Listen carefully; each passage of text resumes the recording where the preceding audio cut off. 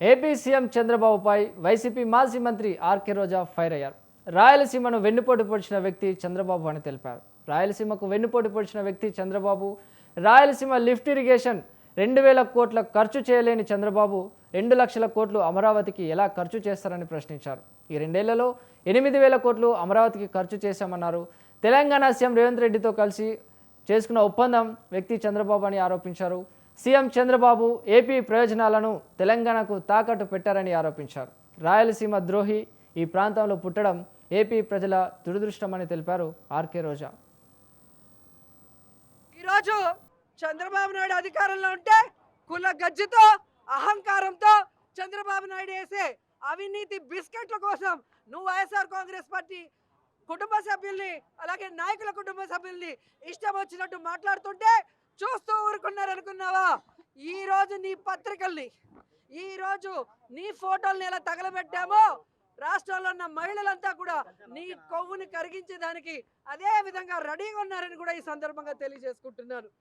ఈరోజు రాష్ట్రంలో నువ్వు దోచుకున్న దోపిడీకి, ఈరోజు నీకు ఇచ్చిన నీ ఆఫీసులకి, అలాగే ఏవైతే చంద్రబాబు నాయుడు ప్రతిసారి అధికారంలో వచ్చిన తర్వాత నీకు కట్టబెడుతున్నాడో వాటిని కాపాడుకోవడం కోసమే చంద్రబాబు నాయుడు రాసిచ్చే రోత రాతల్ని రాయటం, చంద్రబాబు నాయుడు రాసిచ్చే బూతు మాటల్ని రాస్తూ విషపత్రికలాగా విషం చెబుతున్నావు. ఇది ఇంతటితో ఆపుకపోతే ఖచ్చితంగా మహిళలందరం నీ కొవ్వు దించుతామని కూడా రాధాకృష్ణ హెచ్చరిస్తున్నాను. రాధాకృష్ణ కూతురికి, చంద్రబాబు నాయుడు భార్య భువనేశ్వరి గారికి, నారా లోకేష్ భార్య, అలాగే ఎవరైతే పవన్ కళ్యాణ్ భార్య, అలాగే మంత్రులు ఎమ్మెల్యేల భార్యలను హెచ్చరిస్తున్నాం. మీరు మమ్మల్ని తిట్టిస్తే మాకు తిట్టడం చేత కాదనుకుంటున్నారా?